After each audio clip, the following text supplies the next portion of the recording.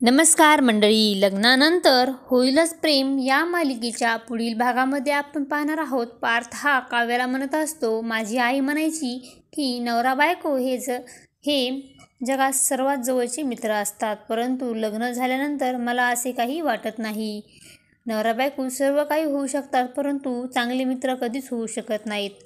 असे बोलून तो तिथून निघून जातो. तेव्हा काव्य ही विचारामध्ये पडलेली असते. त्यानंतर आपण पाहतो पिहू ही अतिशय घाबरलेली असते आणि त्याच वेळेस नंदिनी पिहूला विचारत असते, पिहू तुला नेमके काय झाले आहे, मला सांगशील का बाळा? आणि तेव्हा पिहू ही काहीच उत्तर देत नाही.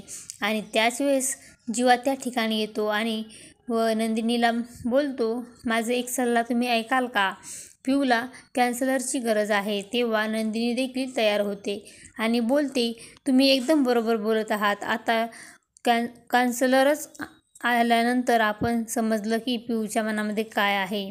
त्यानंतर आपण पाहतो सर्वजण हे पिहूवर नजर ठेवत असतात आणि ज्यावेळेस पिहू ही दरवाजा उघडते तेव्हा वसुंधरा ही त्या ठिकाणी येते आणि तिला पाहिल्यानंतर पिहू ही अतिशय घाबरते. आणि आपण पाहतो पिहूच्या चेहऱ्यावरचे हावभाव पाहून नंदिनीच्या मनामध्ये देखील संशय येतो.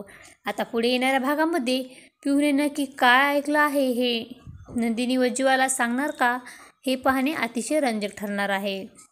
लग्नानंतर होईलच प्रेम या मालिकेचे सर्व अपडेट पाहण्यासाठी आपल्या चॅनलला लाईक करा, शेअर करा आणि सबस्क्राईब करायला विसरू नका. धन्यवाद.